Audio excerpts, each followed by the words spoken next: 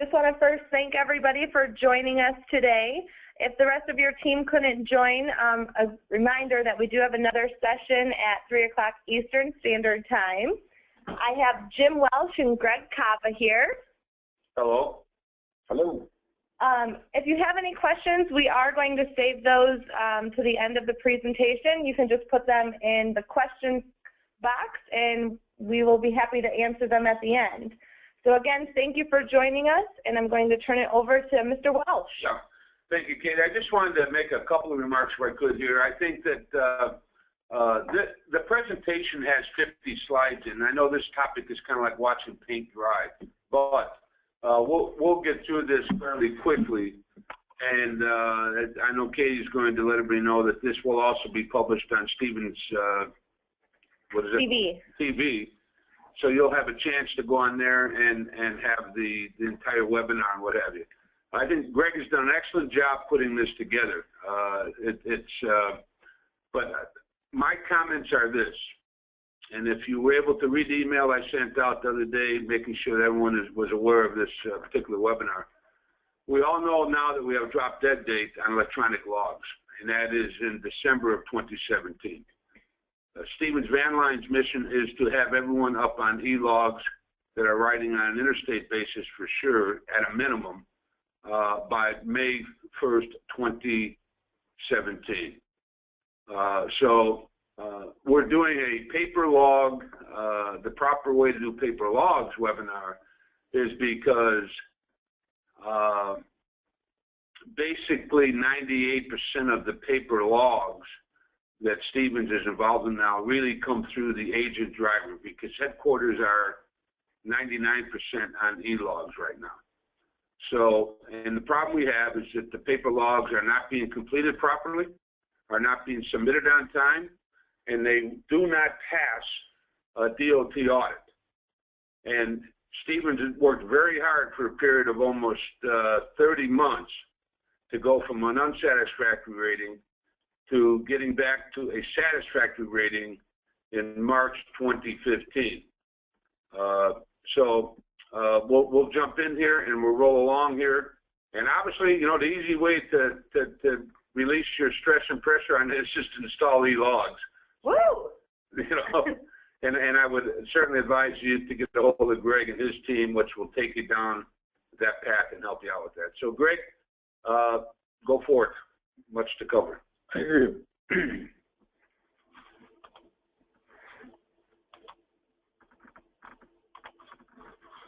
Okay, one of the problems we have to cover, one of the main issues that we need to cover is that we're not getting compliance from everybody with the paper logs. We have to keep all our logs for a 6-month period of time. During that 6-month period of time, if any federal officials come in or law enforcement, they want to review those logs, they can audit them. And we're susceptible to, number one, of course, losing our rating, but number two, also, we're susceptible to fines on all those logs, as is the driver. Fuel reports, fuel mileage reports are required on each vehicle also, and these we have to keep for 4 years, and they're used in IRP audits and IFTA audits, and of course, any irregularities are susceptible to fines. So our major challenge is getting proper information in a timely manner so that we have time to process it and make sure that we're up to date on everything. Yeah, and one thing too about fines. Fines are, we're talking thousands of dollars. We're not talking $20 fines here, folks. So that's important on why we're zeroed in and focused on the topic today. All right. Now, as far as mileage reports, the fuel and mileage reports, you know, you might think, well, big deal, you know, so you miss a few miles here or there or a few gallons of fuel purchase. But as a result of those reports, we report all these things to the CSA in our monthly, or I'm sorry, monthly reporting, and those scores, our CSA scores, could actually result in us losing our authority if we're not reporting properly. The mileages also affect our insurance rates because our insurance carrier rates us, among other things, on how many accidents we had per mile. So by us underreporting our mileage, this could increase our tax insurance rates. It opens us and all of you to possibly paying double fuel tax. You got to remember, when you're purchasing fuel or your drivers are purchasing fuel at the pump, they're paying the tax at that time. But if those fuel purchases don't get reported to us, so we can report them to the government, and the mileages show up, you're going to pay double taxation on those gallons of fuel. And as Jim said, you know, this opens us up to fines and penalties from the government, you know, possibly in the tens, the thousands, or up into the $10,000s of dollars. So it seems like a simple task, and it can cost us a lot of money and problems. Solution, again, we need laws and trip reports submitted in a timely manner, and our current policy is that all logs are submitted weekly, and we'll get into that a little more, but essentially every Monday we should start receiving logs from people from the previous week. Our submission policy, our log week actually starts on Sunday and runs through the following Saturday. And as I said, we request that logs be submitted to us on Monday following the week. Greg, is there okay, so when you submit your logs to us, we run them through a program called RARE. And what RARE does, it audits the logs to see if they've been completed properly, and if not, they kick the logs back to us.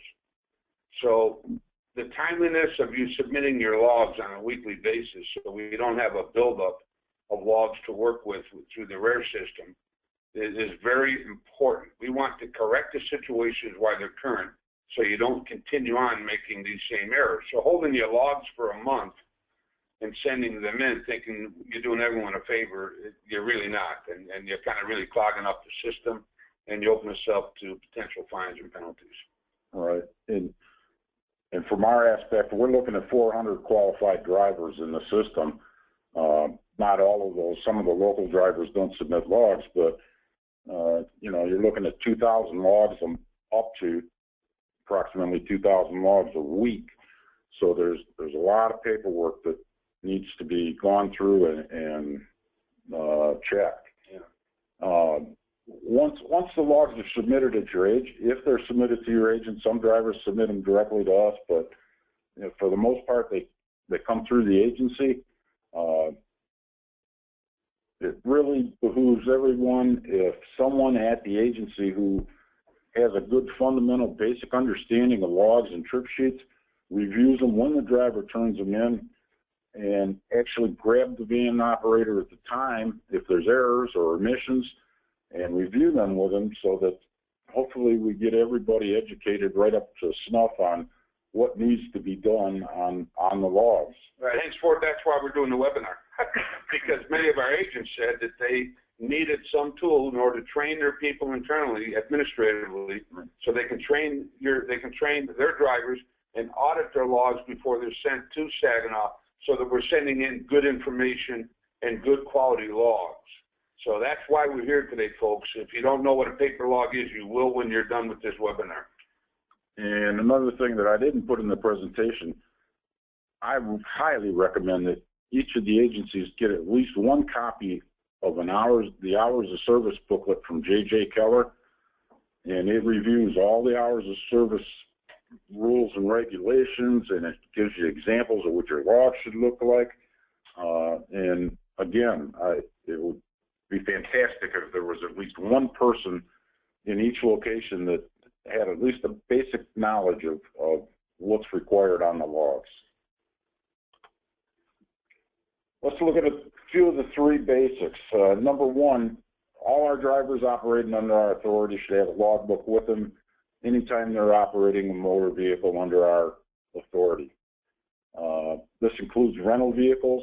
If you have a driver out doing a shuttle on a Stevens order, he's actually required to maintain a log sheet. This is true for interstate moves, intrastate, or locally, if it happens to be under our authority. Every morning before the driver starts up for the day, in order to be legal, he's got to fill out the top of his log sheet with all the header information, the date, the truck number, trailer number applicable, and his Stevens Van Lines driver ID number. And then on the grid, he needs to log in as on duty at whatever time he actually starts his day. Another thing that he must have, all logbooks have 31 sheets in them, if not more. Every month, your driver should start a new logbook, and that way he's always got a copy of his previous logs with him. Yeah, Big, this is where we get hit at the scale a lot. And that's why from an operations standpoint, local operations people need to understand what 7-day logs are about and why it's so important. That driver has his 7-day logs with him, plus his current day log he's working at the time when he leaves the office, because he runs across the scale and immediately gets put out of service until he completes the log. So now it goes against our CSA scores, and henceforth another reason why we're here today. Now we'll get into the rules, hours of service rules. There's only a few main rules. The ones that we continually get wrote up for when stopped. Number one is the 11-hour rule. The 11-hour rule means you cannot drive more than 11 hours before taking at least 10 hours off duty or in the sleeper berth. 10 consecutive. I'm sorry? 10 consecutive. What did I say? Just 10 hours. Jim was just Oh, I see. Consecutive. interrupting. Okay, I'm sorry. Next rule is the break rule.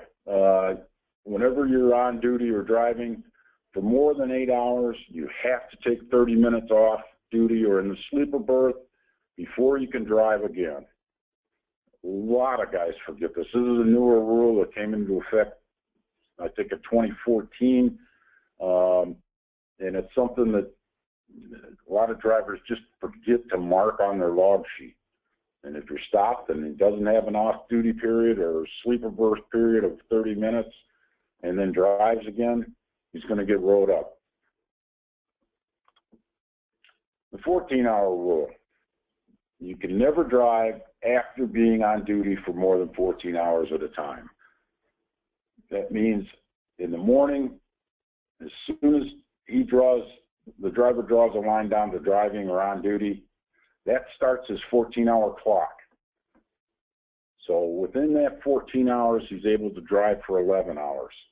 Once he hits that 14th hour, he can no longer drive until he takes 10 consecutive hours off duty or in the sleeper berth. And the last rule is the 70-hour rule. You can never drive after working more than 70 hours in any 8 consecutive days until after you reset your 70-hour clock by taking 34 consecutive hours off duty or in the sleeper berth. That means you can't work at all to reset during that period, that 34 hours. You can't drive, you can't work, period.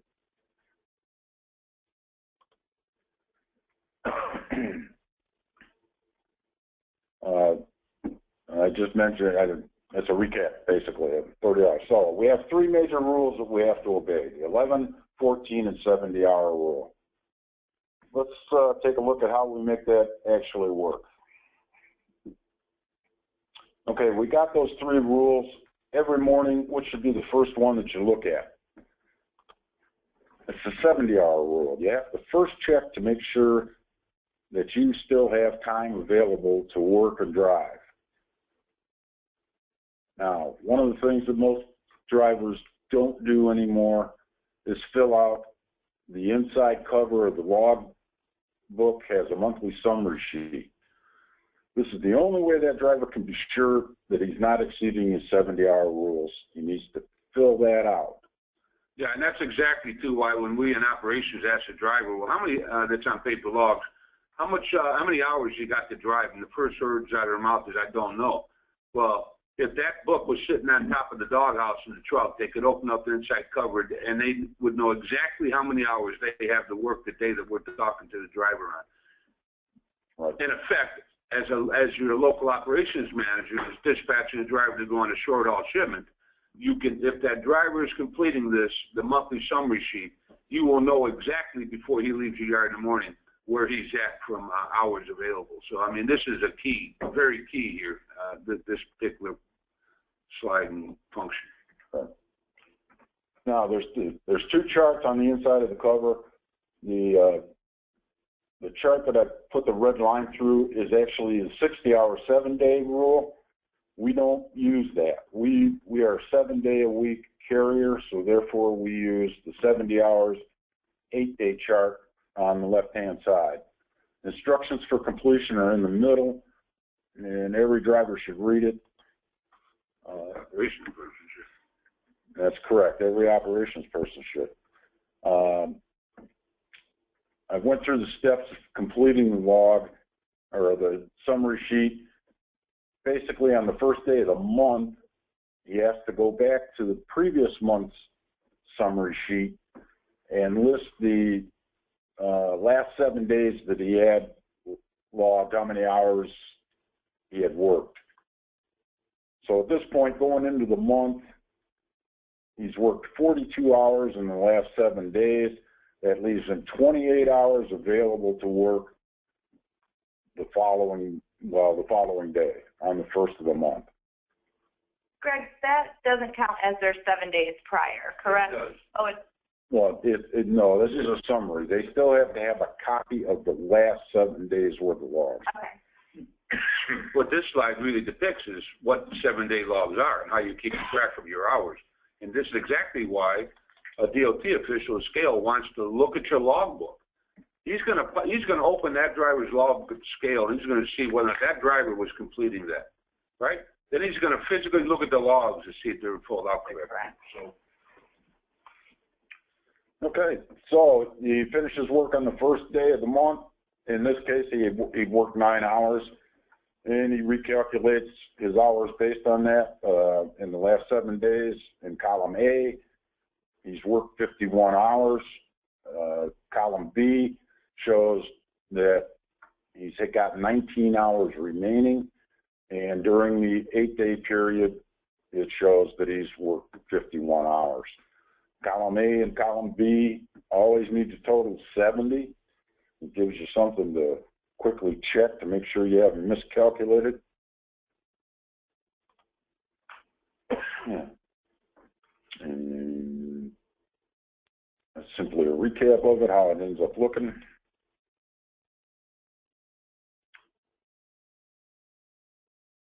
Okay, on May 2nd, he actually works 11 hours. So we're going to look at what he should end up looking like. He worked 11 hours. He totals the hours for the last 7 days. He's actually worked 62 hours during the 7-day period. That leaves him 8 hours to work the following day. And that's very important for an operations person to know, so that you're not dispatching the driver illegally. Right. Because when an accident takes place and that driver is past his 8 hours, the first words out of the mouth, I was told to do this. This is what I did.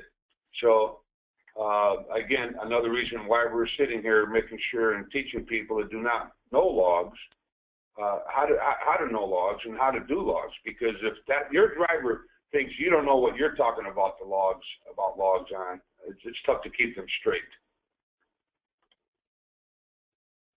And again, we add another day. The driver, on the 3rd of the month, he worked 8 hours.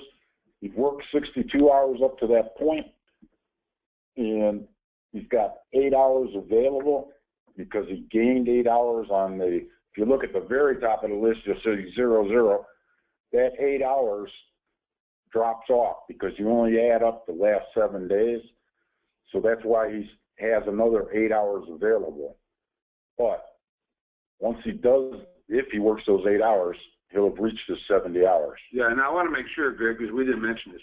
This is for every Stevens qualified CDL Class A, B driver, C driver.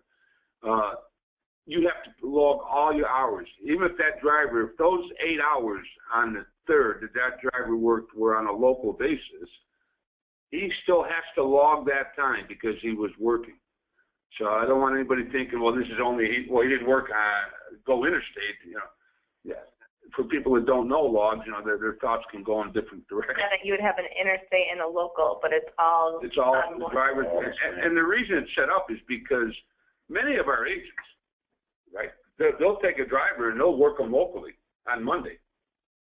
And then the driver will go on the road and do a short haul run, you know, 500 miles away, you know, on an interstate basis.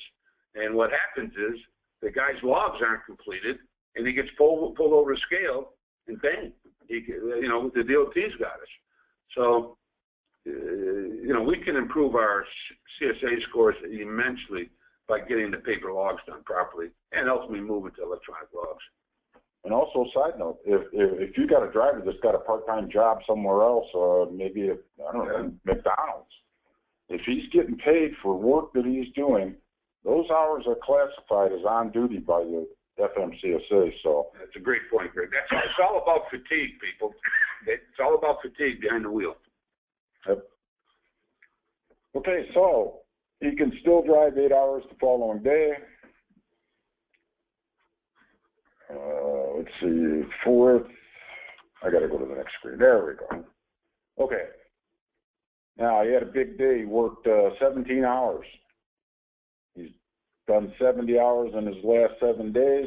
He has 0 hours to work available tomorrow, and the total is actually 79 hours.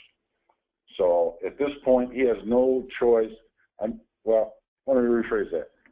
At this point, he can continue coming into work, but he cannot drive a vehicle until he completes 34 consecutive hours totally off duty. Yeah, that's confusing to people. The 34-hour restart, and actually that just came back into play in 2015, was it?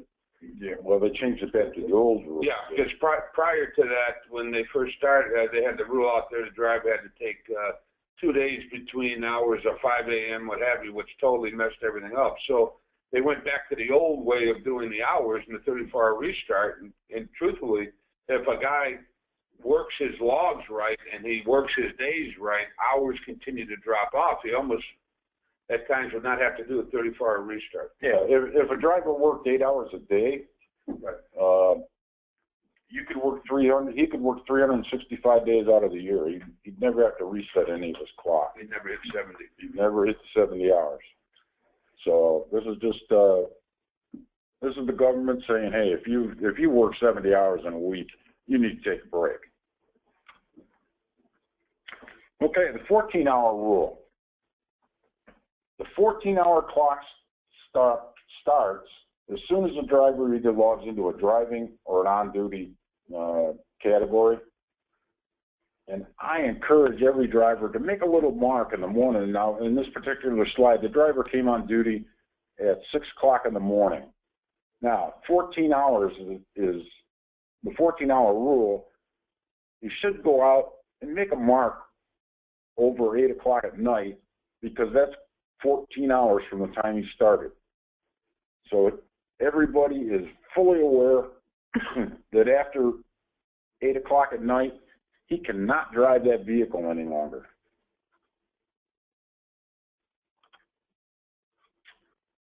That's, put a visual reminder out there when you do it.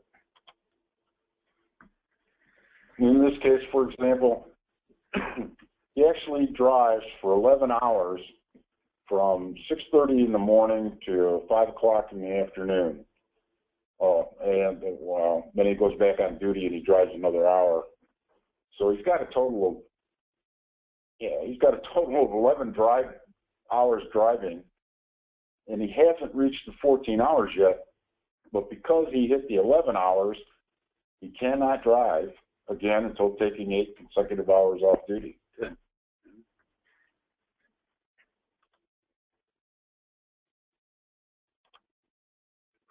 Here's another example, you know, and I ask, is it a legal log? And I'm not going to spend a lot of time on them, but no, in this case, it's not a legal log because the driver didn't probably make a little arrow there, so he was reminded that his 14-hour day, which started at 5 o'clock in the morning, ends at 7 o'clock at night, and he drove an hour past his 14-hour, past the 14-hour rule, and therefore he's in violation. Greg, can I stop you on this? I have a question. So with this particular log, it would not pass. So it would go through RARE. We would get it back. There would be a penalty associated with that. Right now it's a fake one, but let's just pretend. And then also this affects our CSA score, correct? If he stopped either at the roadside right. or at scale, and they find it. And what is that penalty with that? Because of the severity point. Yeah, depending on the violation.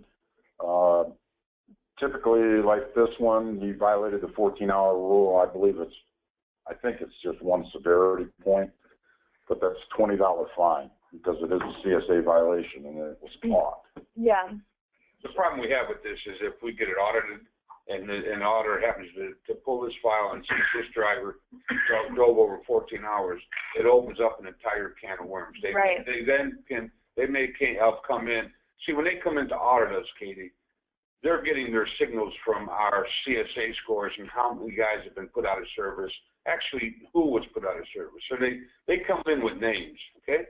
And they tell you to produce the logs, and then if they continue to find that we're consistently terrible in our paper logs, they start digging deeper. You cannot ever pass an audit if you can't pass your log inspection audit, okay? You can have everything perfect. If you can't pass your logs being audited, you can never pass an audit. It's that one plus the number of accidents, DOT recordable accidents per million miles. If you can't pass that one or the logs, you will be go to an unconditional rating. So, you know, I mean, conditional. Okay, well, conditional rating. I'm thinking about unconditional love that I have for both of you. Okay. Yeah. But the thing. Messing around with driver's logs, period. And we all know what their mission is. We can fight it all we want. And that's why electronic logs, you know, after all the hooping and holler, they're coming, they're here. We're pretty much updated on headquarters. And you know what? You can save yourselves a lot of problem by start getting e-logged up. And I think in my email yesterday, I said we're probably maybe only 25% away there on our agent drivers. And our agent drivers, so you understand, represent about 90% of the issues we're having at scales. So this is big time serious stuff, and we know that you can't all get the e-logs right away. That's why you have to really pay attention and keep reviewing and call us about the paper logs and how to do paper logs. We're more than willing to talk your driver through it as well as your operations people. Carry on, Greg. Sorry, man. And to elaborate even further on that, when they did check our logs, 75% of them were paper logs that they looked at. Yeah. And it took them,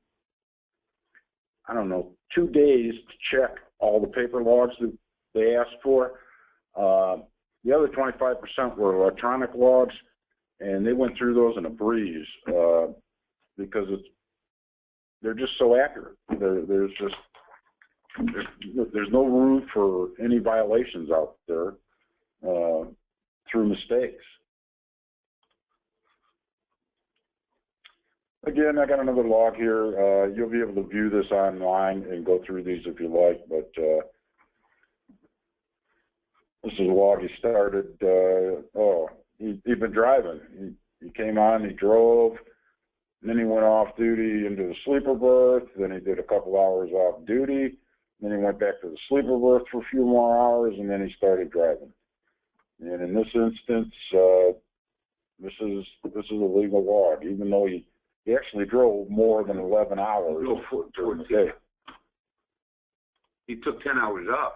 Right. Yeah. So he split his time. That's how he drove, yeah. So he actually drove 14 hours. Yeah, but he's had 10 hours in between. So he's legal. Yeah. That's a weird one. But legal. And here's another example, and like I said, you can look these over at a later time. So recapping, number one, it's important that the driver keep his monthly summary sheet to make sure he's not exceeding the 70-hour rule. Second, make a little mark on there for when your 14 hours are up for the day. And just remember, you need to take your break after 8 hours in order to be legal to drive more. And taking a 2-hour, a lot of drivers are still confused over the fact that if they take off 2 hours off duty for lunch, they're under the assumption that it extends their 14-hour day, and it doesn't. Whatever time you start in the morning, no matter what you do throughout the rest of the day, you can't drive after 14 hours from the time you started. It's actually a 24-hour period from the time you start, right? No, because it's the day can vary. It's whatever time you started on a particular day, that starts your 14-hour clock. Okay. 11-hour rule. We've already discussed it. I mean, we mark the 14 hours when he comes on duty, and during the period between when he came on duty to where his 14 hours is, he's allowed to drive 11 hours during that period. Again, there's some examples here you can go through, and it gives you the answers of whether or not they're legal. One of the things is log completion. All our logs are scannable logs. We actually get the logs, we review them in comparison to the trip sheet that's attached to them, and we submit them, we scan them, and then send them to RARE, which audits the logs for any illegalities or omissions or anything. When a driver comes on in the morning, again, first thing, he needs to fill out the headers, the date, truck, driver number, and then he starts his log down below. This particular log is for a local driver. He's, you'll notice he does this down on the bottom in the blue. It says PTI Saginaw. That's pre-trip inspection. That's how he starts his day. Then he drives to Saginaw. He hasn't left town. He's in town. And he just continues to log his day. He goes off duty at lunch at noon for a half hour, comes back on, drives a little bit. He's still in Saginaw. You need to mark when you change your duty steps, you should put down your location. Anything that's in the white areas on these logs, they're scanned by the computer. Everything in there needs to be neat so that the computer can read them. So we encourage you to tell your guys to print neatly, because that's one of the issues is drivers tend to try to scribble things in there really quick, and it will not go through the scanners. Well, it's like anything else. He gets pulled over at the DOT inspection, and those lines are illegible. Right away, that inspector says, well, there's a reason for that. Yeah. So they might allow a guy 15 minutes, but as far as if you do a log that can be interpreted that you're off an hour or 2 hours or whatever it is, you're put out of service. Okay, so, neatness of logs, this all goes away. If you ever saw an electronic log, it's a picture, it's a Mona Lisa, okay? Yep. Compared to free art. So, yep. I would agree. Okay, now on the blue area of the log, that's where your driver should write all his notes. The computer doesn't scan that, but every time he stops, you should put the location down. If he stopped for fuel, you should mark down that it's a fuel stop. All this information ties in later to try to, in the event they're audited or if they're stopped at the roadside, this all ties into verifying his logs because, for instance, if he logs a fuel stop, officer might want to see the fuel receipt, which has the date and the time and the city and the state on it. And he wants to make sure that it matches what the driver logged. The other thing, down in the lower right-hand corner, there's a little box there that I filled in with red. They need to check that box. That shows that they've completed their pre-trip inspection.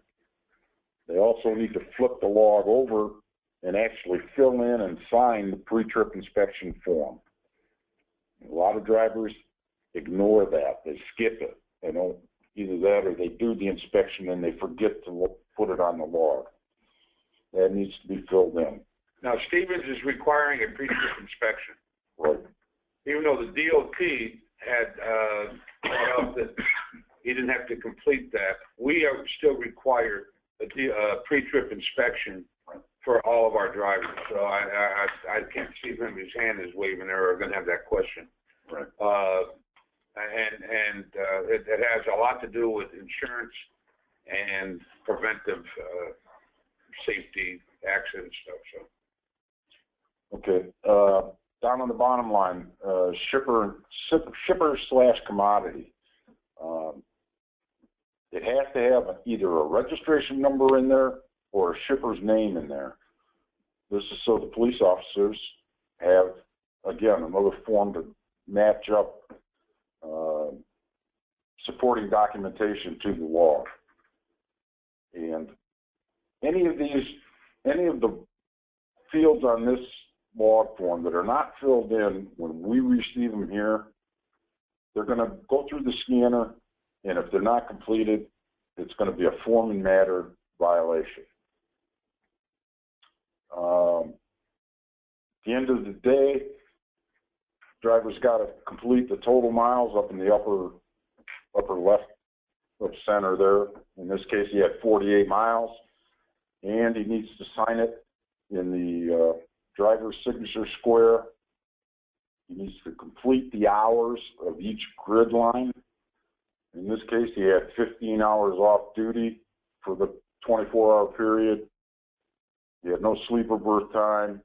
He had an hour and a half of driving and 7.5 hours on duty. Always got a total of 24. And again, down in the lower right, the purple square needs to be checked that he completed his post-trip inspection. And on the reverse side of the log sheet, there's the actual form for the post-trip inspection, which also needs to be signed. And that is a complete log for a day. Attached to the log sheet is a trip report. We need a trip report with every log sheet. Most of our agents are using our IFTA sticker, our IFTA account. The IFTA rules require that we report every mile that vehicle that has that sticker on it is driven during the year, and every gallon of fuel that's purchased and put into it. So it's very important that anytime you run under our authority, we need this trip report. And in a lot of cases, we've got tons of unreported miles and fuel purchases because you're running your trucks with our IFTA sticker on it, doing local moves. And drivers, of course, are punching time clocks, and we're not receiving those miles and gallons entered into the vehicle. We're going to be putting out monthly sheets that I think we're going to need completed, showing the odometer readings off of all the trucks that have our IFTA stickers on it, say on the first week of the month. so that we have something to validate that how many miles that vehicle is actually operated. But there's going to be more on that to come in the near future. Trip report needs to have trailer number. If you're pulling a trailer, over in the other corner, we need a tractor number, and we need the Stevens tractor number. Some drivers and some agents have their own numbering sequence on trucks. That doesn't help us because we don't know what truck 2A or 2B is. We need the Stevens van lines number on there. Driver needs to fill in his ID number and his name. We need the origin and the destination for the day. We need the beginning odometer reading filled in. And then each state, we need the major highways used and the number of miles driven in that state that day. And for interstate drivers, you might cross 2 or 3 states in a day. We need the odometer reading each time you hit a state line. And Greg, on the e-logs, on the trip report, yep. that automatically does that, right? Does it automatically do that? Yes, sir. They are fantastic. Yeah, so you don't even know, I have to know geography with e-logs. The e-logs are going to automatically track that stuff. So, I mean, again, that's another, that we go through this. In a perfect world, if you're on an e-log, and if you're using some type of fuel card that has reporting on it that gives us the information we need, such as the location of where you fueled, the time, the fuel, number of gallons, whatever, you never have to send us anything. Other than their fuel receipts, right?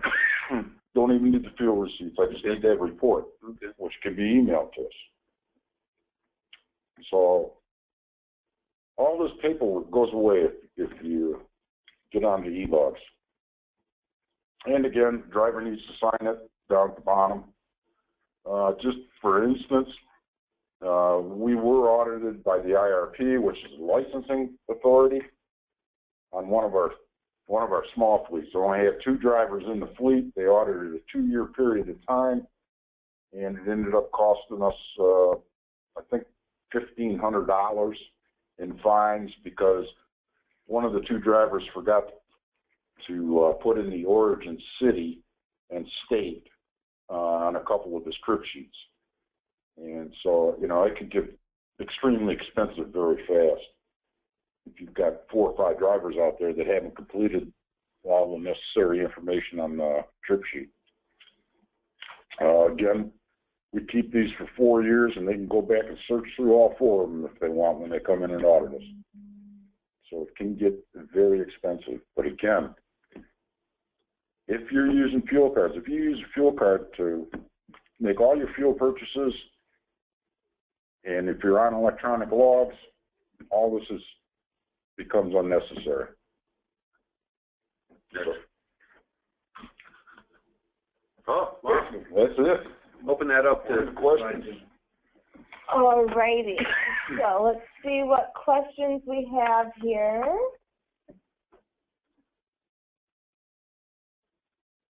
Feel free to continue writing them in. Whoa. All right. Okay. What about using iPhones with EOBRs?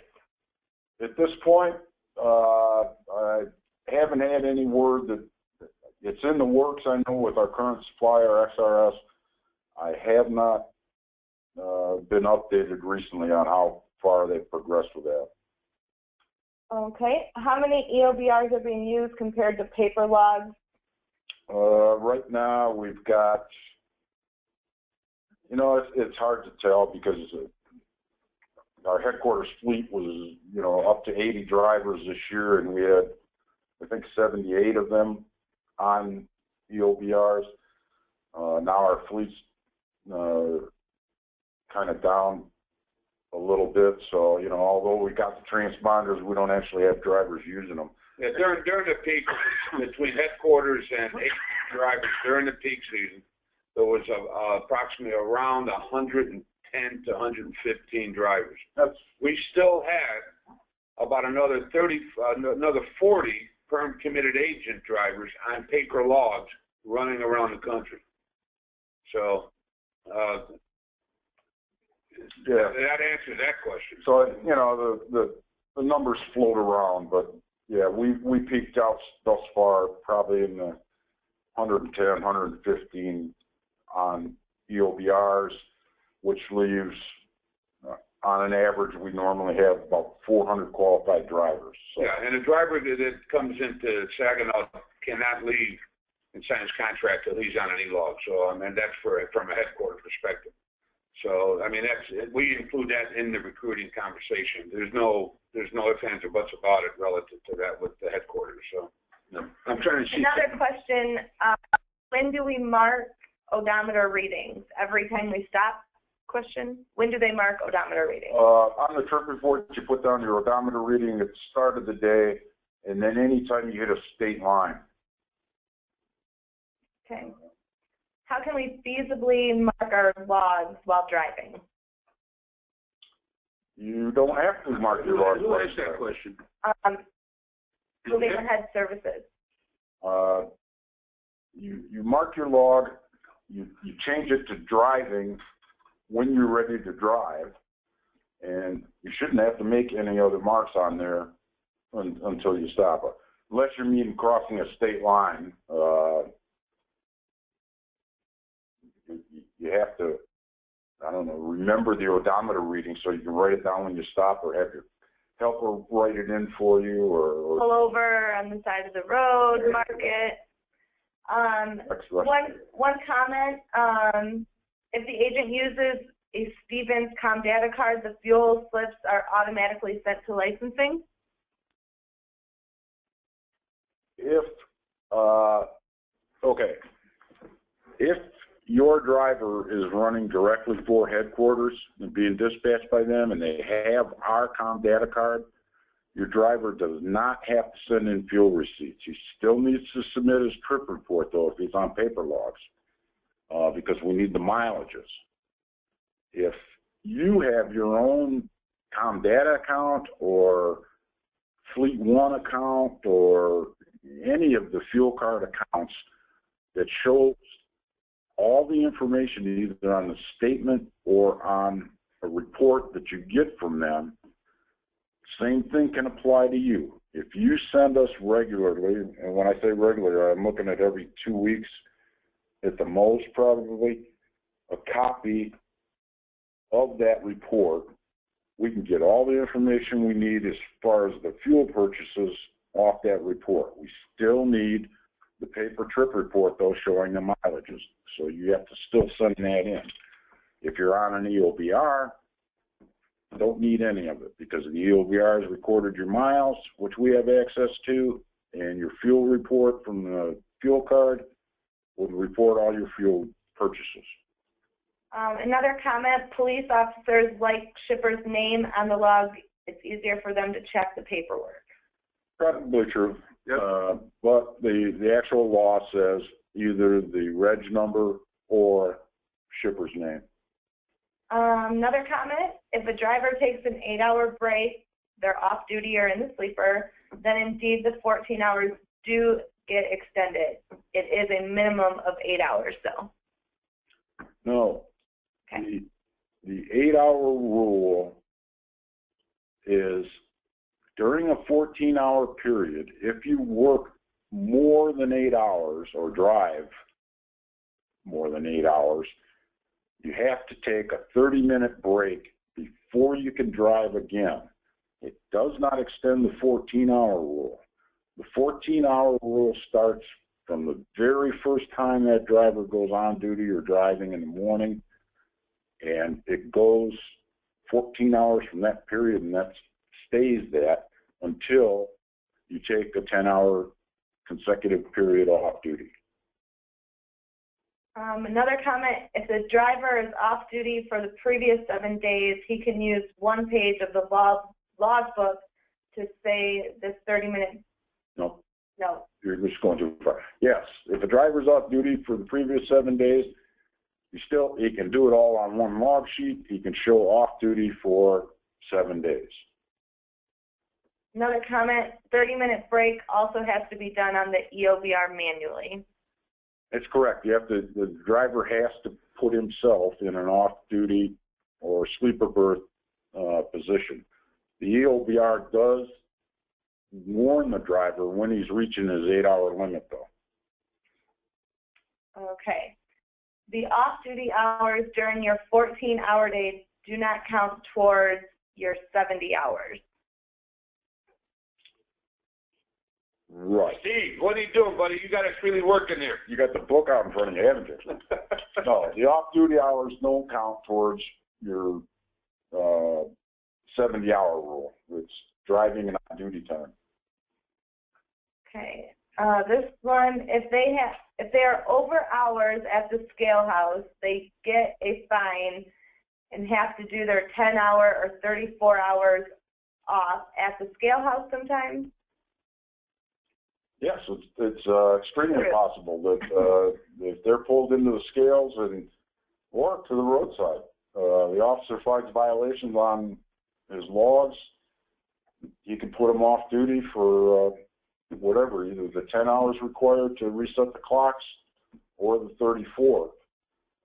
We've had scale officers actually call us and tell us to get somebody else in with a clean log that can move the tractor. Yeah. It all depends on the mood that people are in that day and how nice they are with it. But yes, Yeah.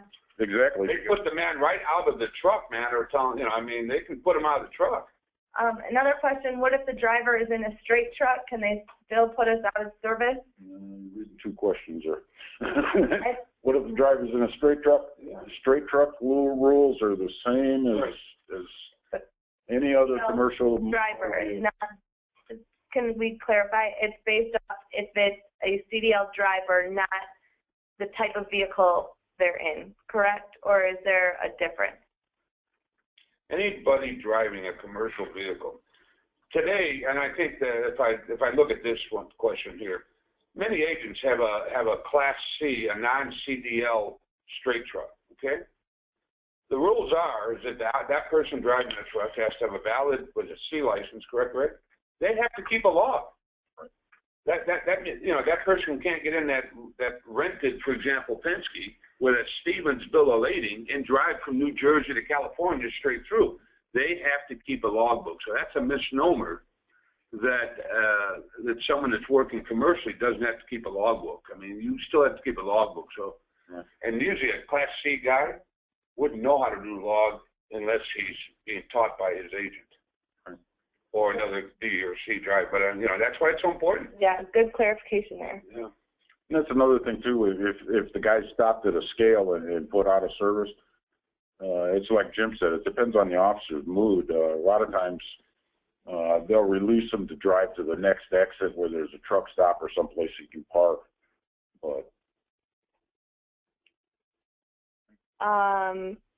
next comment, Class D license, and if the straight truck doesn't have a sleeper, you can't use the sleeper berth. What, you never threw a stack of pants down between the two bucket seats and slept there? No, it's 100% true. Yeah. This is, and Steve brings up good points. And I love having people like Steve on these webinars because Steve is the Class CDL-A excellent driver, and he has various Class CDL drivers driving for him. So Steve has seen it all out there on the road. Yep. And I will tell you, folks like Steve are a wealth of knowledge for those people who are working in an office and never even went out and sat in a truck. You see, so I'm saying, Yeah. We get into trouble here on paper logs is because administratively on the agent side, they don't know how to do them, and then they don't enforce it on a daily basis with the driver. Okay, those days are gone. This industry, any trucking industry, thinking that the DOT is going to wink at you on your logs, they're gone. The first thing that an attorney goes after in an accident with a truck, whether it's a straight truck, a tractor trailer, is they go after the driver's logs. The second thing, they go after the maintenance files on the piece of equipment. When you deliver logs that don't make any sense, that are totally illegal in an accident, you have lost. Okay? So get serious with this, folks. Paper logs, I know at our last AAC meeting, and I wanted to make this as a closing comment. We all heard loud and clear from a leadership team at Stevens Van Lines that the agent can't find their drivers back with fines on our penalty matrix. We get that. But the purpose of this webinar on e-logs is that we need everyone to get the fact that you need to know how to do them. You need to train your office people to know how to do them. And you need to hold your drivers accountable for doing good logs and your agency accountable for submitting good logs into Stevens Van Lines. Good. So, I don't see any other questions, but if you do have any, feel free to contact headquarters and ask for the safety department. One last thing that we have here is our safety tip of the month, and this one, it is GOAL, which is get out and look. If you've ever stood out from having a little history on the local side, I hated looking out my window in the yard and seeing the helpers sitting in the truck while the driver is trying to back it out. Okay, back it up. And every time a driver bumps the dock, bumps into another truck, bumps into a parked car residence, goes on the lawn, 9 or 10 times, whoever is with it is sitting in the truck listening to their iPad. Get out and look. That's what the goal needs to be, and that's what that means. So that's Katie's safety tip of the month. Woo!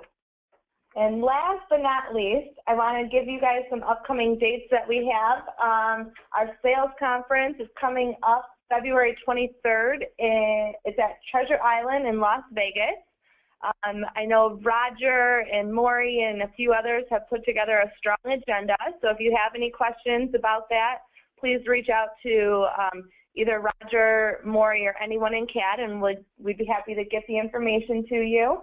And this is looking a little further out, but this year is an agency convention year. So that is November 5th through the 8th at Paradise Point in San Diego, California. So most of you in the northern states will be looking forward to get to San Diego about November. So we look forward to having our agents participate in these events.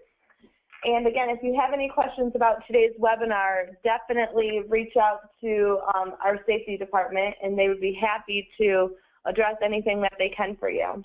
Yeah, and especially if you want to rid yourself of a lot of headaches and start early on the electronic logs, we'd be happy to love to work with you on that.